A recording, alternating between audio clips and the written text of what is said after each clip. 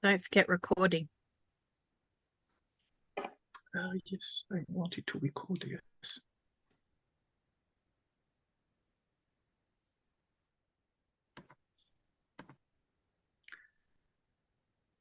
Hi, everyone. Yes.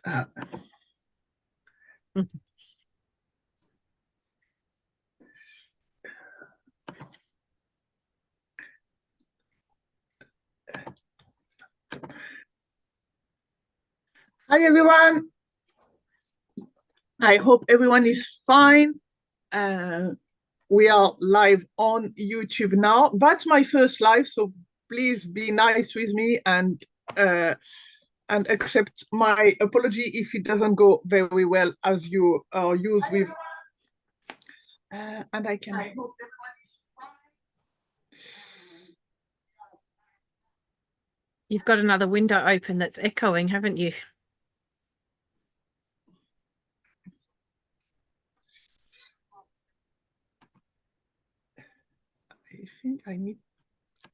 I think I need to close the windows of YouTube. Yes, that's why I was listening, and I tried to, and I can't, or maybe I can just mute it. Yes.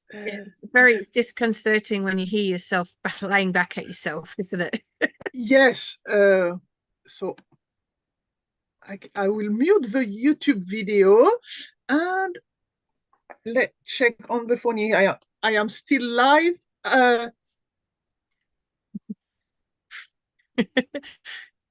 Yes, so now I can hear you from the Zoom, not from the YouTube video anymore. So we will not have the time gap.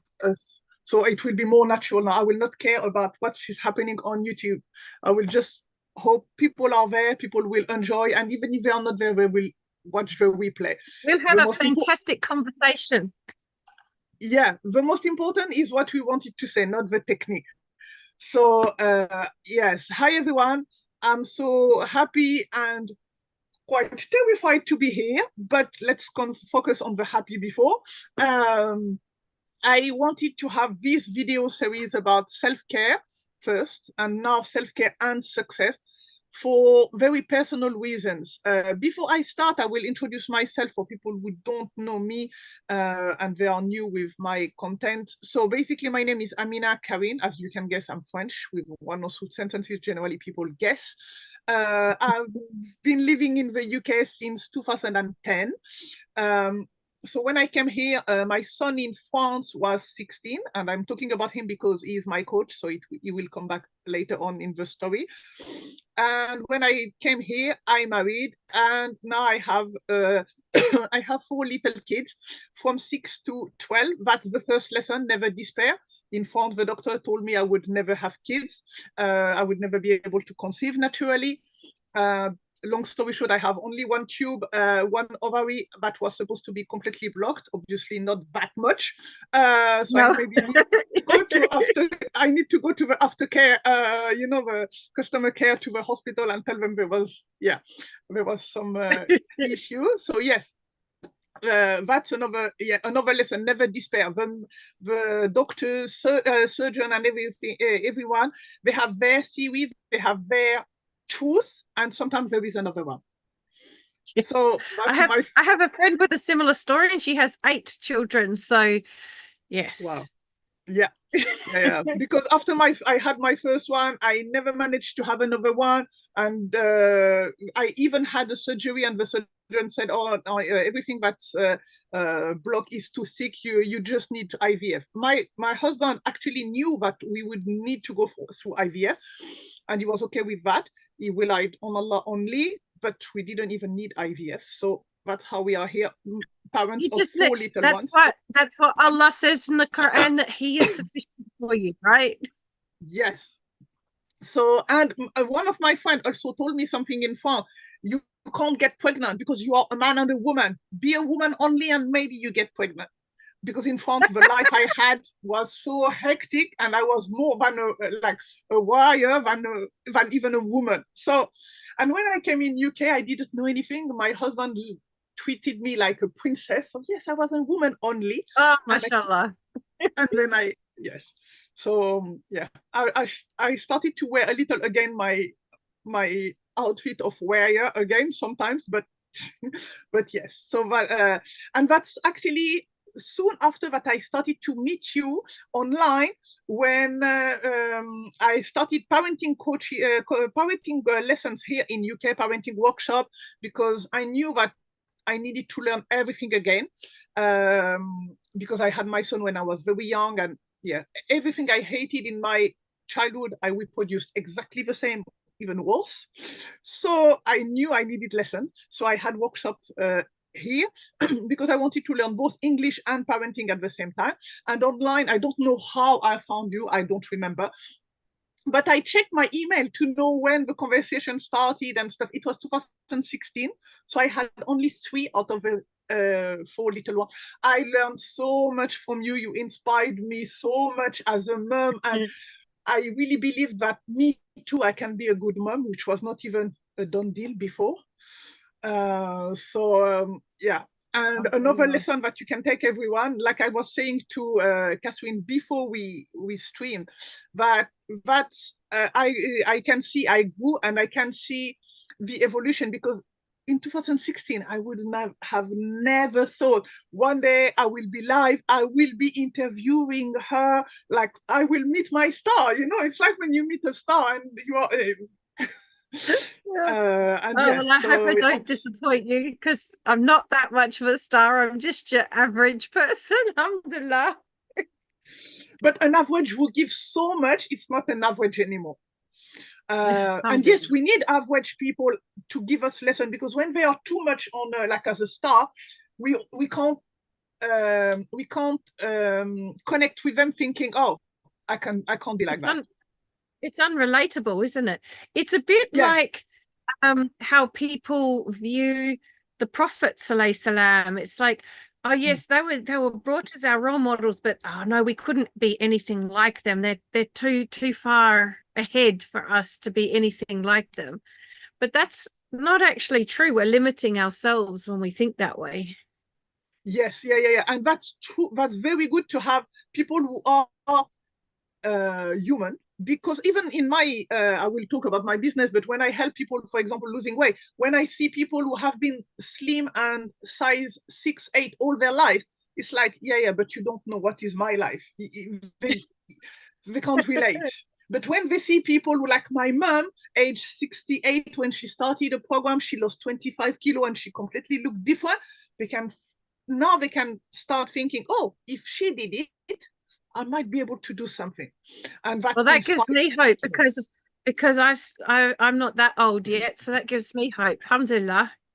Yes. And if you want other hope, I have some great pictures of other ladies who started to lose when they were 61. One, she lost 58 kg, and the before and after picture is like amazing, incredible. I imagine. Yeah. 135 centimeters all over the body. The face, it's like she had surgery or she's 20 years younger. That's so yes, I started to meet you and follow some of your courses in 2016, and I started to have a blog about parenting at the same time, and I thought I would monetize that. I knew coming to UK I would never be an employee. That wouldn't be my life. I'm too, once we have the virus of freedom, there's no way we can go back to slavery. So I knew I would do something for myself. And I thought I would monetize the blog. And I started to learn about monetizing blog when I had only the 2. Then I had the 3rd one, like 17 months between. And then 3 years later, the other one. So I was so much busy with parenting in practical. No time to write about it. I couldn't do the theory. My blog stayed the same for ages. And so I had to make these kids grow up now and not just do the theory online. And then when they grew up, I will try to summarize. In 2018, what happened is my son, who was 16 when I left France, who is now 29, so time flies. My son lost actually 26 kilos of fat, gained 10 kilo muscle, so he had great physical results. and he became himself a coach. And he wanted to recruit me in his team, and he wanted me to do the same. But I told him, listen, I have already 2 businesses, my blog, and I was doing website design as well, plus the 4 kids. I told him I don't have time. Then he told me about nutrition, energy or something, and I thought, I cook everything from scratch. I'm 68 kilo for 1.70 m. I'm completely fine. Thank you. What happened is that same week of that call with my son, 4 different ladies asked me, oh, when is baby due? If you want to make a lady cross, that's a very good one. Ask her when she's due. And after the 4th lady asking me that, I called my son. Actually, I might need something just for the belly. My little one was, she was 5 months. And I did lose all the belly because we could see, oh, that's normal to after 4 pregnancy, one after the other, maybe. But no, I did lose everything. I started to gain again, some weight again. And what happened is after 2-3 days of no diet, but just rebalancing and knowing more what actually my body needs. When you feed your body with what it needs, it naturally gets rid of what it doesn't need, which is the fat. And after 2-3 days, I had so much energy, so much. I stopped having mood swing. I stopped being like having slump because I have been like that all my life. I've never been over more than 68 kilo when I'm not pregnant. So I never been very overweight. So it was not the weight, but I've always been tired, grumpy. And I thought it was me. It was my character. I didn't know I could be just positive and no slump, energized. I never knew myself like that. In some meetings, sometimes I hear the sentence, oh, you don't know how bad you feel until you feel good. And that's exactly that. I never felt good. So I didn't know I was feeling bad. But I help sometimes ladies who have felt good. And for some reason, they feel bad now. They want to go there back again. But I couldn't compare because I've never felt good. And when I started to feel good, I started to talk to everyone. And then my son was checking on me with just my measurements and my food. The same son that I couldn't make him eat any veg was telling me off when I had too much carb on the plate. That was kind of weird situation some days. Another lesson for everyone: never despair. They don't want to pray, they might be your imam. They don't want to learn Arabic, they might be a teacher. They don't want to eat veg, they might be a nutrition coach one day. So never despair. What happened is it sent me a link to buy a scale that tell us how much fat, how much muscle we have and everything. And in 1 week, I lost 2 kilos, but I didn't lose anything around the belly. And that's when he told me, oh, that's not good news. It means you have lost your muscle, not your fat. And that's how I learned about the weight by itself doesn't mean anything. Make sure you check your body composition, the fat, and if you don't have this kind of scale, check your measurements. People in the street don't see the figure on the scale; they see you. And that scale was so amazing. I started to weigh everyone. All the ladies telling me when it's due, they are looking due as well. So I started to weigh everyone. And I was explaining their results, and I was so happy to do that. And one day I met a lady, she has a health issue, and I called my son to help her, and he told me, excuse me, what are you doing? You said you are not interested in my business, but you are doing it as a volunteer. So you're undermining his business because you're doing it for free. Yes.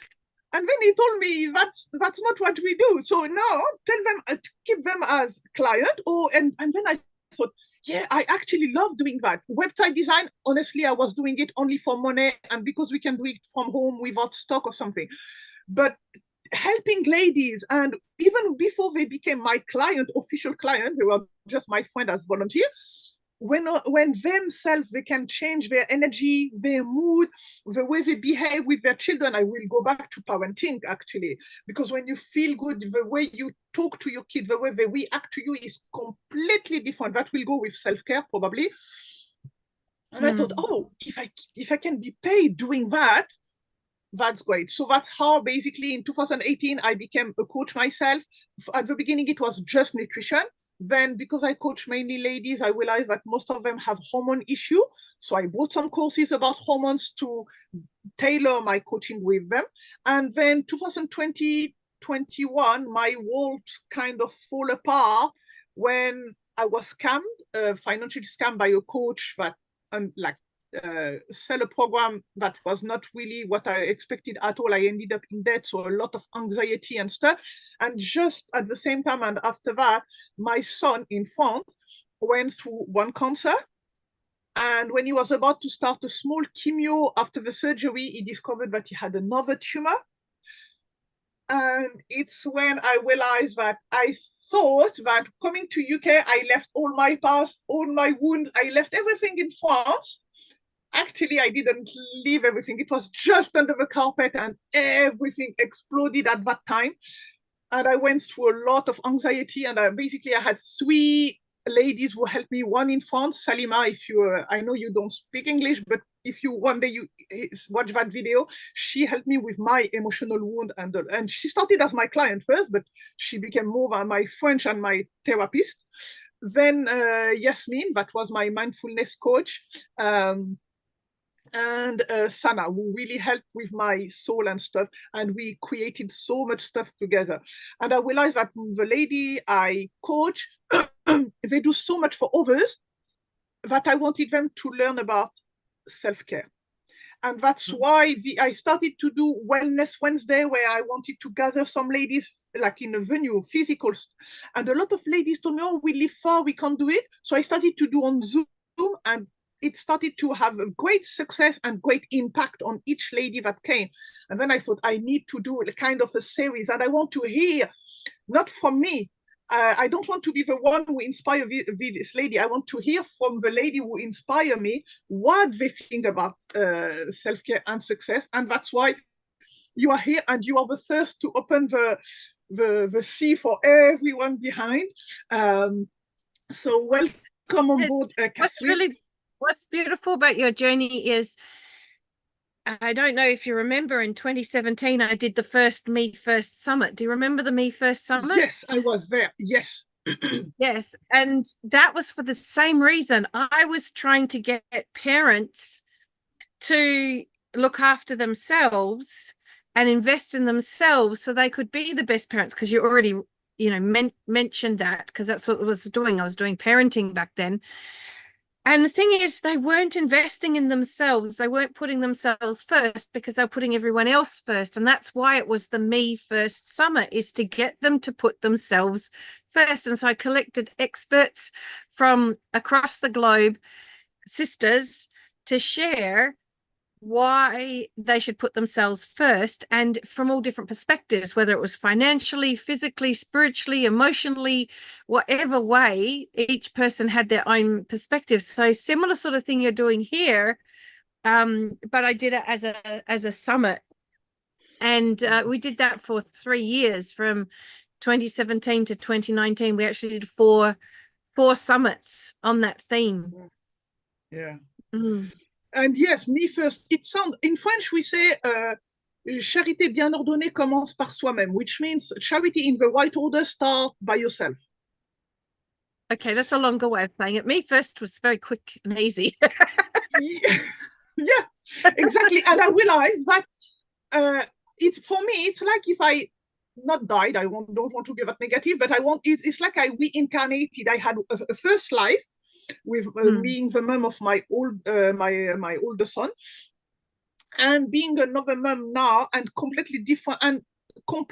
Sometimes I do some short video about how my flat was a marketing suite, how a museum, how I was the dictator, all these things, and I really want to share about that sometime. And this, I realized that the priority, basically, if you're overwhelmed, or if your life is a mess, check where you are. If that's probably because the first priority in your life is not your creator. And if your priority is your creator, then it's yourself. Normally, everything under will come into place. But if you say, "Oh no, but I can't like take care of myself. I have my son. He needs me to drop him there. He needs me there. I need. Oh, I can't buy your clothes because I need to pay the tuition or something. It will fall apart. It will fall apart. In fact, what you've just said is exactly what I was just saying. I think in one of the reels that I put together last week was it's about our three relationships: our relationship with Allah, our relationship with ourselves, and our relationship with others. And if we focus on our relationship with Allah, then we will feel ourselves okay. And then if we're okay, then our other relationships will fall into place. And it is a misconception, and I am sure it's the deception of Shaitan that has us focused on trying to sort everything out so that we have time to focus on Allah and ourselves.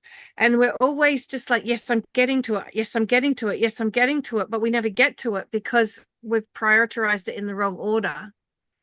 Yes. Yeah, exactly. So now I want you to introduce yourself and to tell everyone so they will understand why I was so inspired by you. So introduce yourself and tell us more about who you are for people who don't know you. Well, I mean, I can start from 2016 since that's where you started the story, and that's when I was the peaceful parenting coach, and my focus was on parenting. And as I said, I did the Me First Summit as a way to try and get mums to look after themselves, put themselves first. And the way I saw it is, if we don't put ourselves first, we're being selfish, because mums think they're being selfish if they put themselves first. But the reality is we're being selfish if we don't, because when we don't, as you said, we're not the nicest of people. We're quite grumpy, picky, shouty, naggy, all these horrible, prickly kind of versions of ourselves, right? It's like my son would describe me, I think. My thing would that would be my description if you ask my son to describe me before. That's right. And so that's why it's selfish not to put ourselves first. So I went along that path along the way, and it was in 2016 I was having, I guess, my moment where my life was changing rather dramatically. I had some insights that really resolved a lot of childhood trauma and had things change for me in such a dramatic way. And then my students, who were like my advanced parenting students, because they'd been with me for a number of years at that stage, started to say, we want to do what you're doing, will you teach us? And so in 2019, we had our first certification cohort. And so I started to teach others, not to be parenting coaches, but to be emotional and spiritual well-being mentors and coaches, because that's what my focus had become. And so we still have a very strong element of parenting there. But the key thing is emotional and spiritual well-being and bringing resilience back to the Ummah, which is where Back to the Fitrah came from. And Back to the Fitrah is because that's how it really, I experienced it, was like I'm coming back to my Fitrah state. All the layers that were in the way of me being that beautiful state that Allah created me in started to fall away. So Back to the Fitrah seemed like the best way to describe it, coming back to your Fitrah. And so we've just coined the type of coaching we do as Fitrah focused coaching, because it's about us being in our Fitrah so that we can help others back to theirs. And so that's why it's called Fitrah focused coaching. And it's a very beautiful way of helping people. And so my key focus at Back to the Fitrah is to have more and more Fitrah focused coaches so that we can reach every nook and cranny of the Muslim world and eventually, inshallah, touch the lives of 1 billion Muslims globally. That doesn't mean necessarily I have worked with them directly, but there's been that domino effect, and we've touched 1 billion. That's the goal eventually. And I won't even know whether we achieve that, because it's people like yourself who have quietly in the background been benefiting.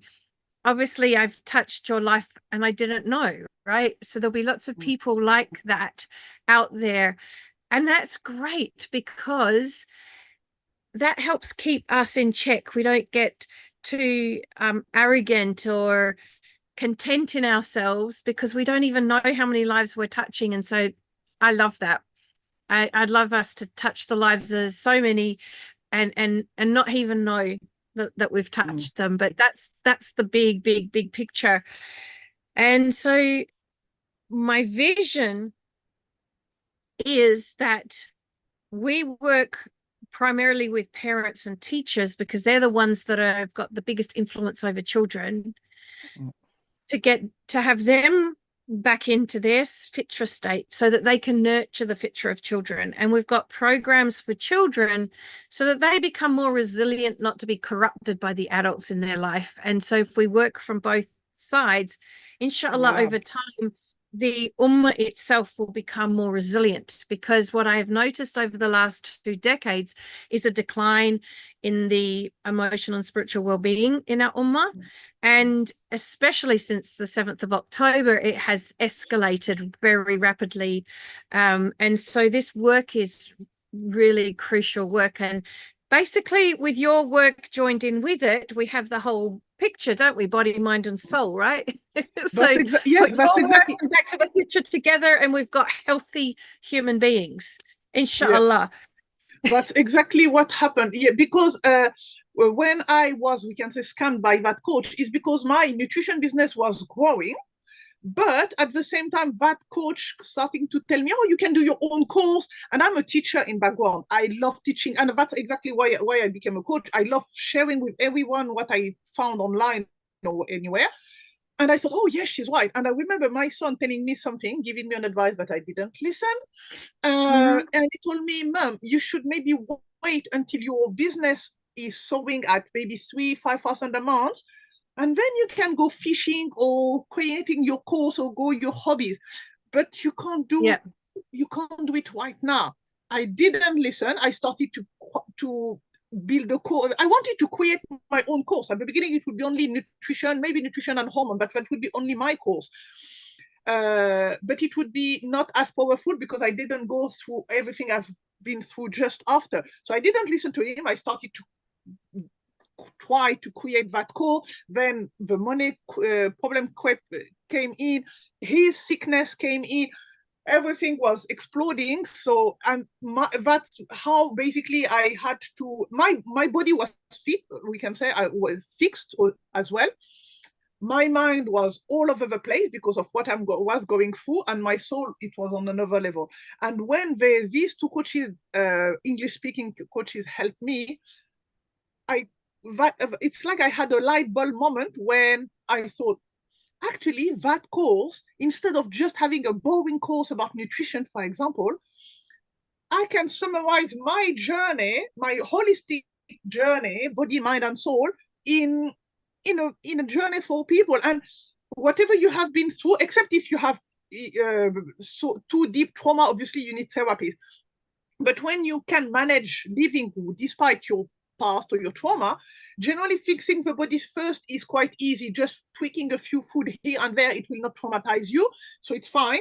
And once your body is much stronger, you can start working on your mind, and you have more energy. When you have more energy, your brain also thinks about like many things at the same time. So that's why mindfulness comes at that time when you have more energy, because when you don't have a lot of energy, you don't really need to be calm, because already you are calm, you are too tired. So the mind came at that time.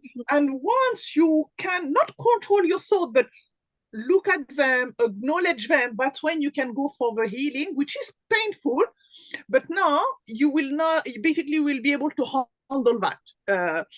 So that's why that course was created. And I then went deeper about emotional wound, and I created a whole course about healing the wound. But I'm not a therapist. It was more how this wound impact on your eating behavior, your food choices, where you store in the body, and how or why you don't store, or why you don't lose. So that's how it came.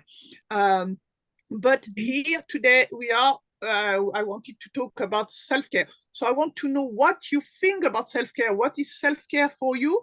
Definition or everything you want to share about self-care from your point of view. Well, it's a huge topic. And as I said before, what I was saying is it's selfish not to care for yourself, because you're not your best self when you don't care for yourself. The other thing is that I think women have this idea that a knight in shining armor is going to come along and save us. It doesn't happen. That's just fairy tales from Disney. And so if you don't care for yourself, no one else will. So it's down to us, and what that looks like for everyone is going to be different.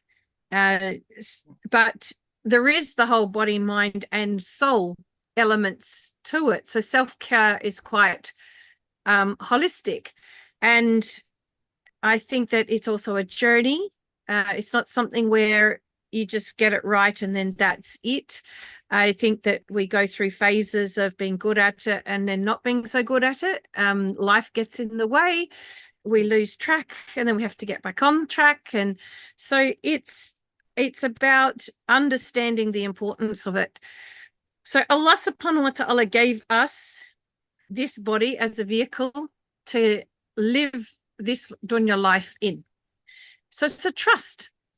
We aren't this body. In fact, we're our soul, right? The soul is who we really are, and this body is the vehicle that the soul resides in for this life. And it's up to us, to look after that vehicle that we've been given, because it's the only one we're getting. We're not getting another one. And whoops, sorry, I just kicked the table. Well,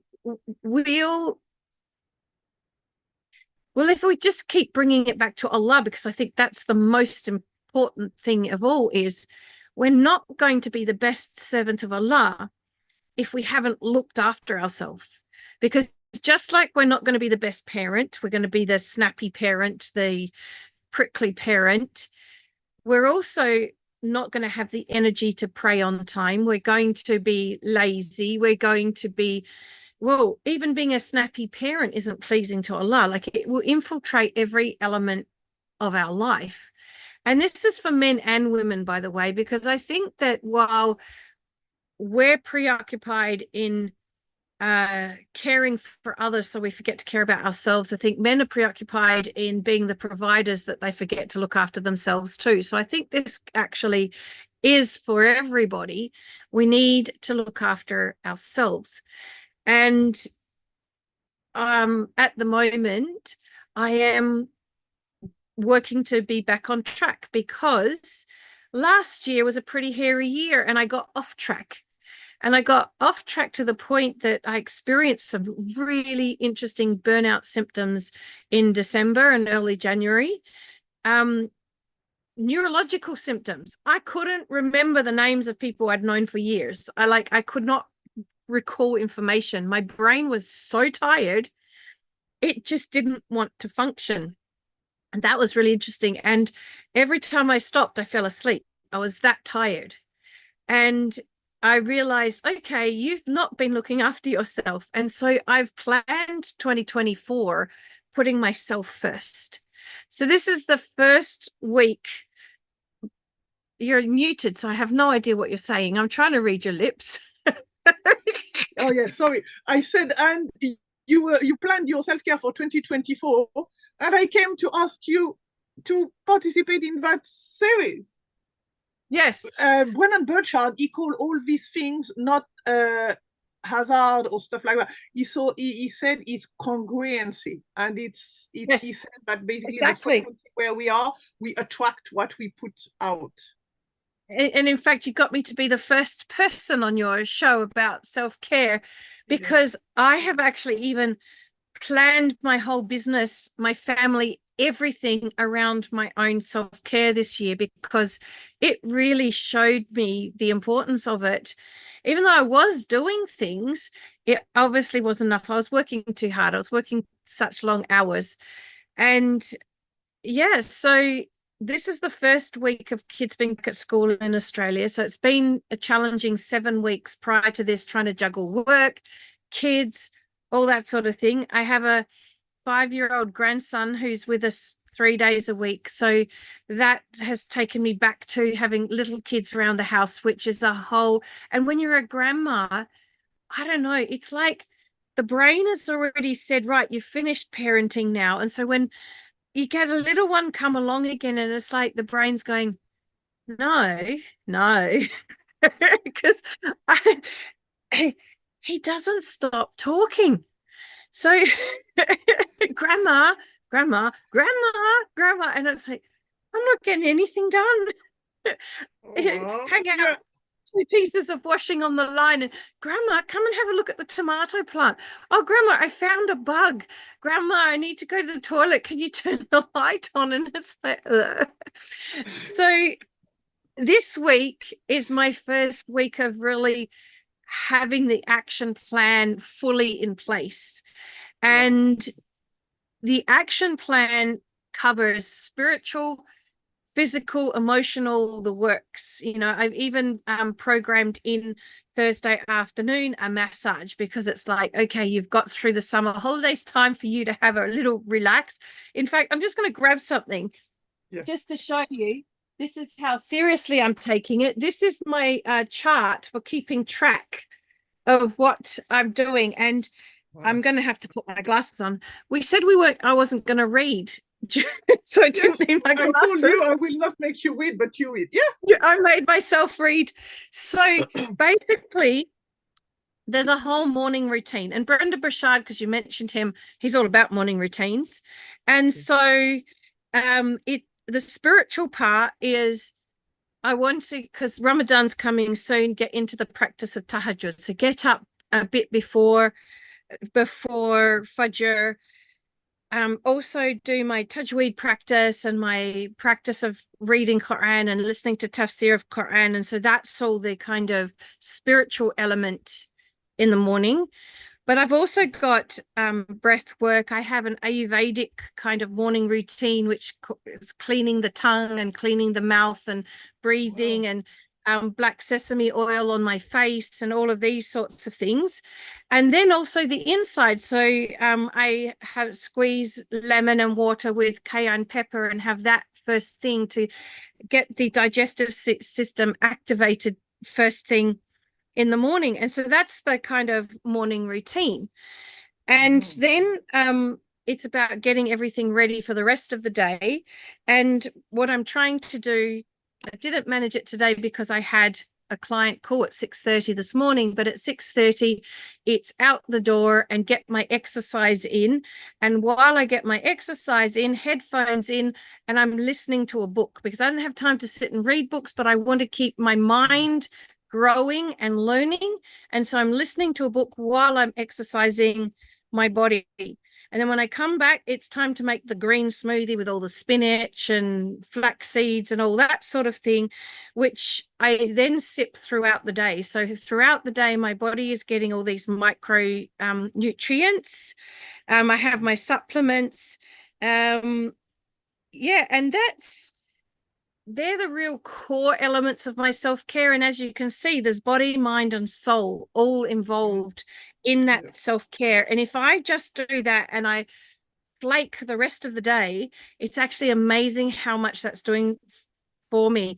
So when I was super, super busy through my conference last year in October, the one thing I didn't stop was the green smoothie. And I think that held me through, because I was my body was getting nutrition that it needed to stay strong.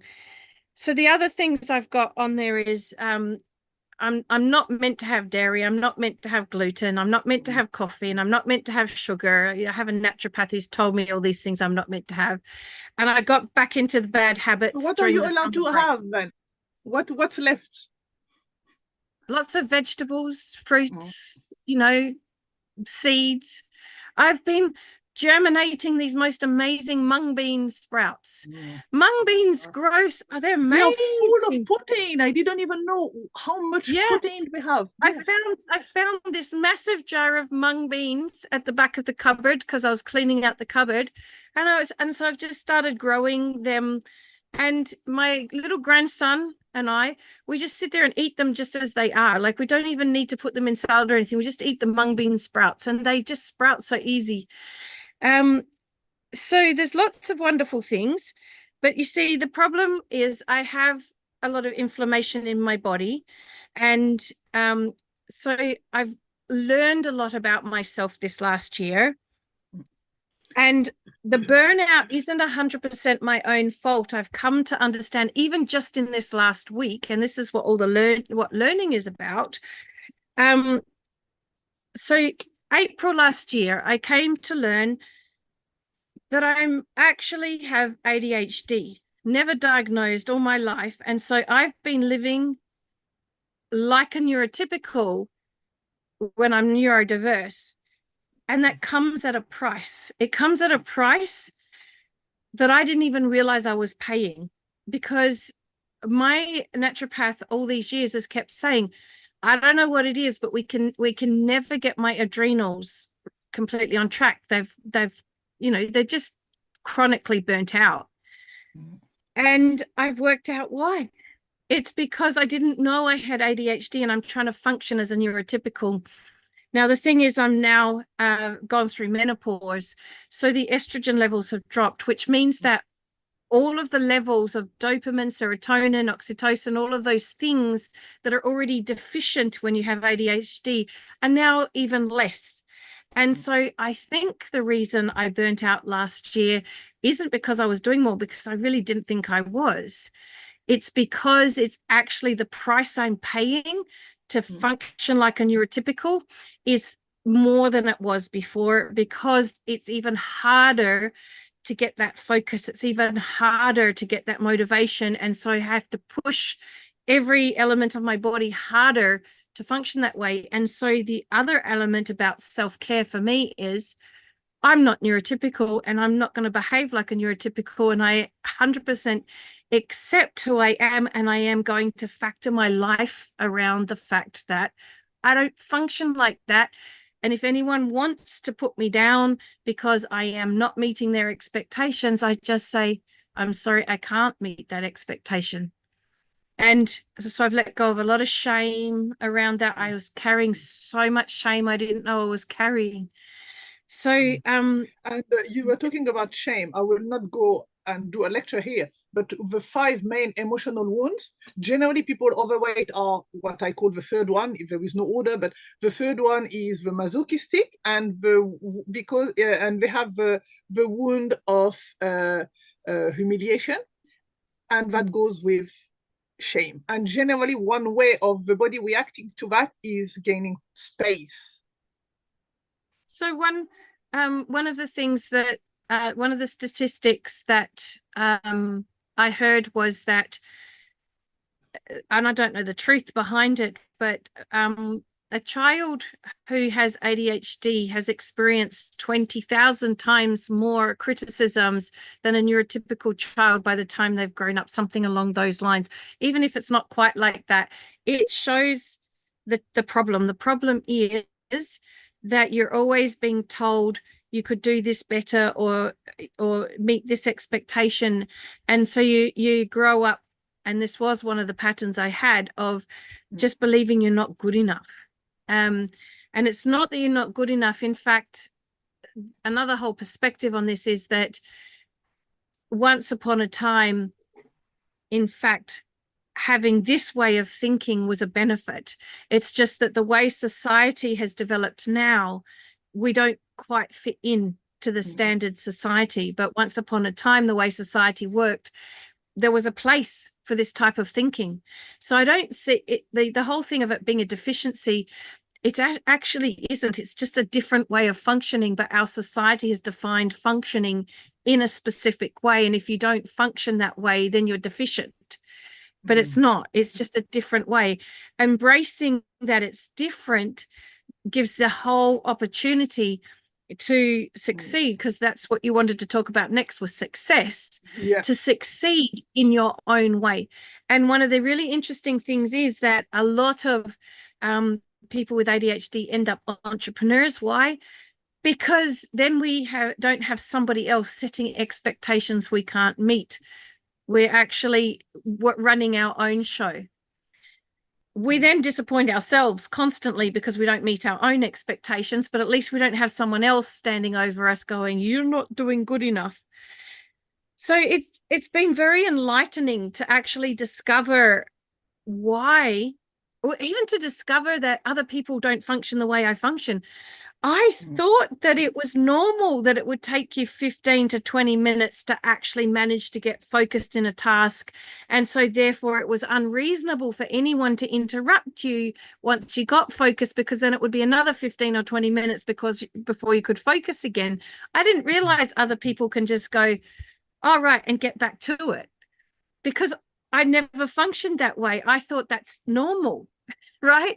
I didn't understand that what my experience was in fact not what everyone else is experiencing until my son-in-law, who has ADHD, he gave me one of his medicines one day.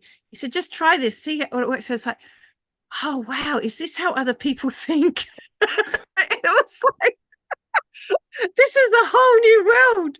It's so clear and quiet in my head all of a It's like when you have new glasses, you know, when your eyesight would drop a lot and then they give you the new glasses, it's like, I can see now.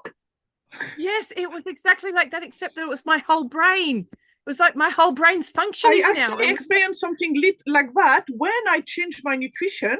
What changed the most for me after 2-3 days only, long story short, to just reducing the carbs and increasing the veg made my eye more brighter.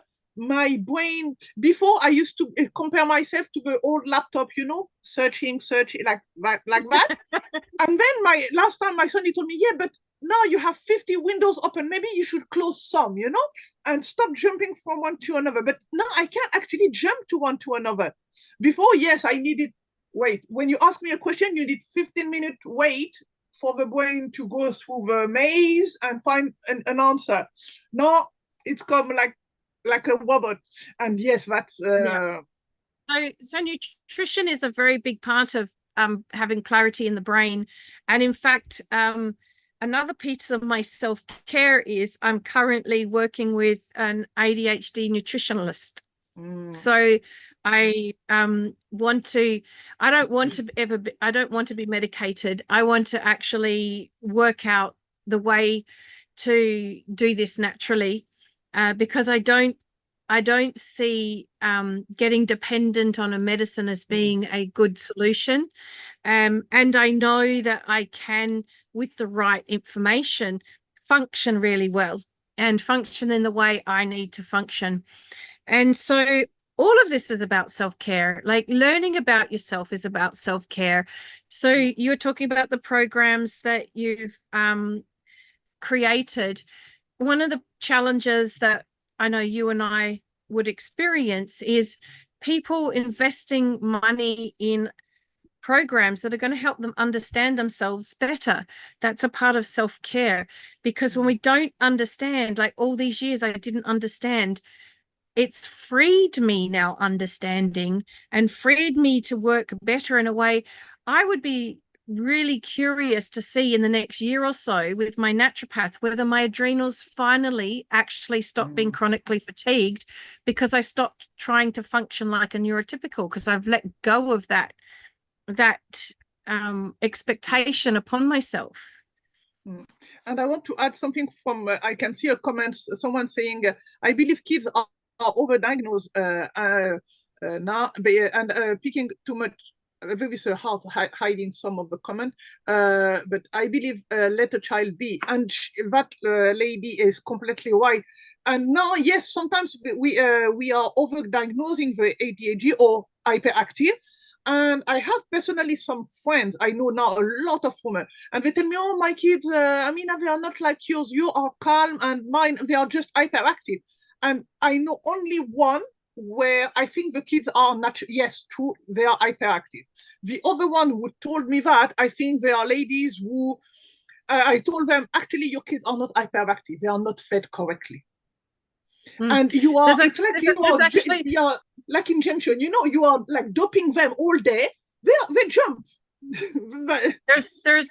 There's many things. First of all is we've become a dormant kind of population, and so when a child is active, it looks like they're hyperactive, because by comparison to our dormant lifestyle, that seems active, when in fact it's probably just normal childhood activity. The second thing, you're right, the nutrition these days is absolutely, our whole food chain is corrupted, and of course that's having an effect as well. The third thing is devices cause disconnection, and so children get hyperactive, they get really off track because of devices. And the fourth thing is we've come to live in quite a materialistic world, so it's requiring both parents working and children being disconnected from their parents, and so again more behavior issues. So yes, I totally agree with what the person is saying and commenting, that it's perhaps I overdiagnosed. And I think that there are so many other things need to be explored a long time before any child is medicated. There is also the flip side, that there's particularly in women, because they haven't even looked for ADHD in women. They thought it was a boy thing, and they thought it was a boy thing that they grew out of by the time they were 18, not realizing that it just takes a different form in these adults. And in fact, ADHD is not an imaginary thing. It is a different way in which the neurons are working in the brain, and it is an executive function issue. But I think ADHD or ADD are not the correct names for it. I mean, I use those labels because that's what people understand, but I think that actually doesn't describe. The fact that there is deficiency inside is not good, because you are labeling yourself as, like you said, deficient, and they should, you are not deficient, you are different. That's right. Even psychologically, when you think you are different, you don't see yourself as lower or higher. It's just like different things. There is no judgment. That's right. So I think that, like a lot of things, we have lost the balance in our discussion around them. That it's one, it's some people are being completely neglected while others are being over medicated. We need to find this place in the middle where we're being sensible about it. But we have this issue in so many issues where we're not being sensible about an issue. So I have done pretty much, I haven't been officially diagnosed, but I've done pretty much every single test I could find, and every single time it comes out yes. And in learning about what the implications are, it makes sense of so many weird things. For instance, I'll give you an example of one of my weird things, right? I spent a long time trying to find some research on carrots being addictive, because I couldn't understand why I would get agitated when we ran out of carrots, and why when I was doing focused work I would eat a whole kilo of carrots. It's I need to know that, because I would love to replace the addiction of donut from addiction to carrot. So I'm but it's not an addiction. It's stimming. Yes. Crunching on carrots, because someone would say, well, what about celery? It doesn't do it, because there's not enough crunch in the celery. It has to be a carrot. The actual crunching down on a carrot is creating, it's a stimming effect that is helping me focus. Now, I had no clue about that until I started learning, and they were talking about crunching on food, and I went, oh, well, that's what the carrot thing is then. It's also the reason why I've never been able to give up biting my fingernails, because my fingernails are also a stimming thing. So what's wonderful about Zoom is you can't see me doing it, but when I have to give attention for a long period of time, there needs to be something that's helping me focus, because my brain doesn't focus long periods of time naturally, and so it's picking at my fingernails. So it's just as well you can't see that on Zoom, because then you think I'm a nervous wreck. I'm not a nervous wreck. It's a form of stimming. And when I was a programmer in IT, now being a programmer in IT, that's detailed focus work. I used to drink 6 coffees a day to get through the day, and I didn't understand why, because caffeine also stimulates what needs to be stimulated in the brain for me to focus. Yes. And so I have been self-medicating without realizing it. And now it's like making sense of all of these things. It makes sense of the fact that when I was in the IT industry, when I was in research and development, I would only have 3 or 4 projects I'd be working on. And so I'd have 3 or 4 piles on my desk. So because if I don't see it, I forget that it exists. But when they put me into support and I would have 40 to 50 tasks, there wasn't enough space on my desk and I'd have to file them. And I felt out of control and overwhelmed and unable to focus or concentrate or get the work done. And I felt really stupid. It's like, these tasks are easier than the big tasks in R&D. Why can't I do that? Because out of sight, out of mind.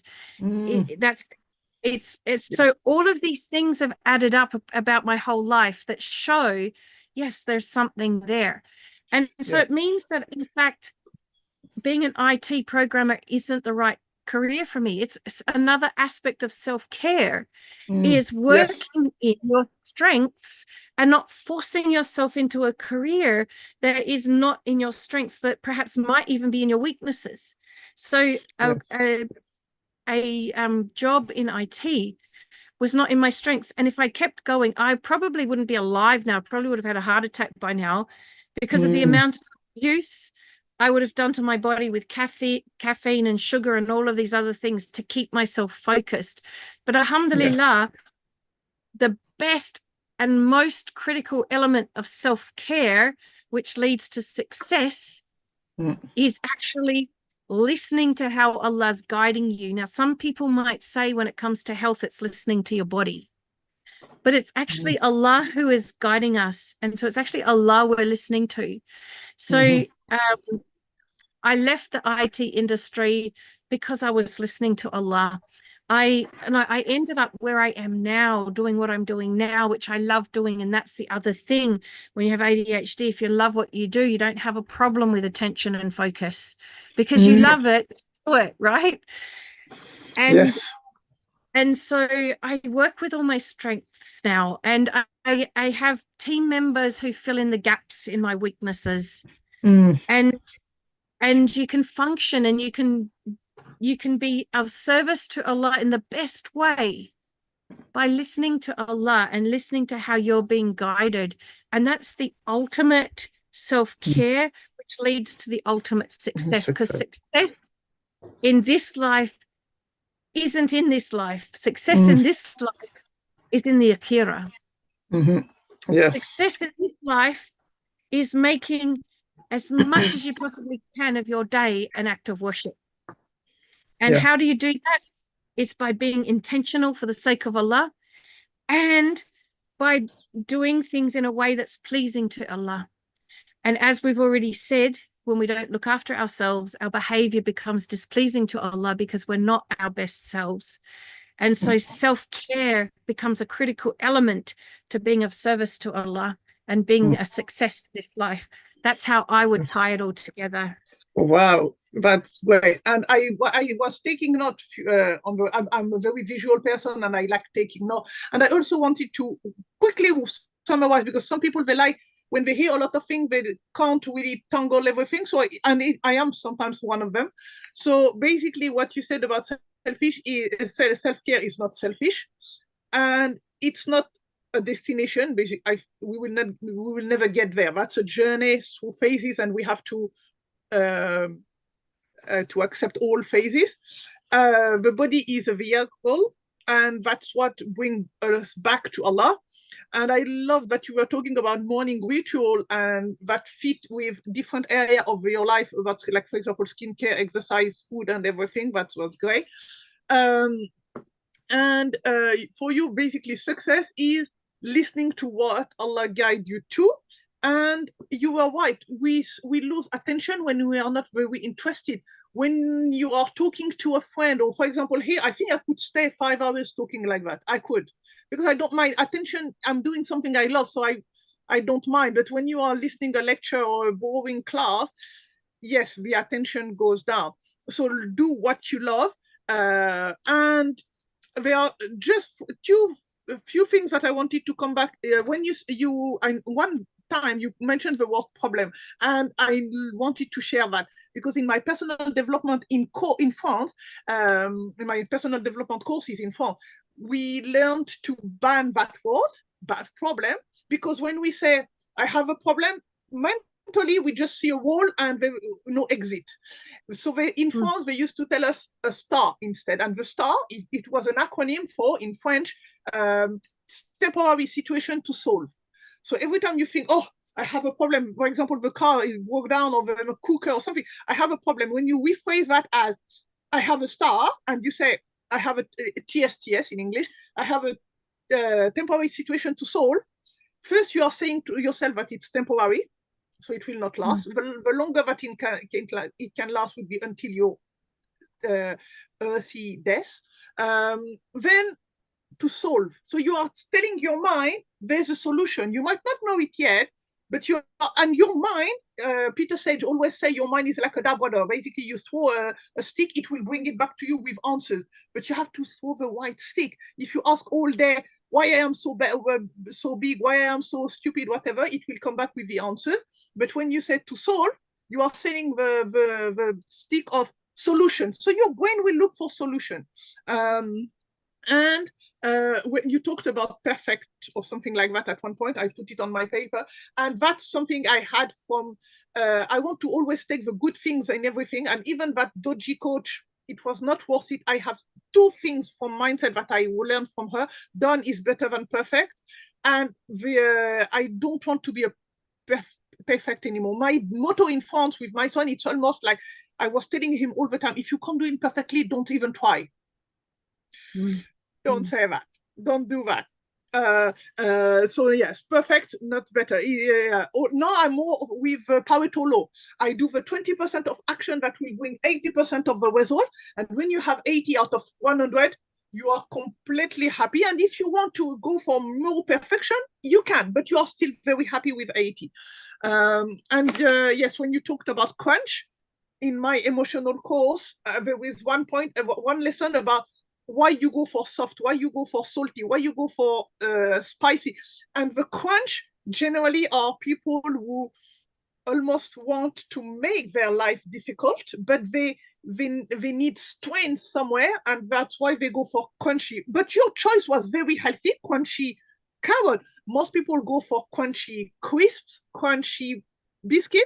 And I have a friend, she was shocked when she learned the lesson, because she's very slim, so she had no problem of weight, but a lot of colon and stomach problem. And she said, oh, I understand why I buy so much Toblerone. You have to really to crunch it.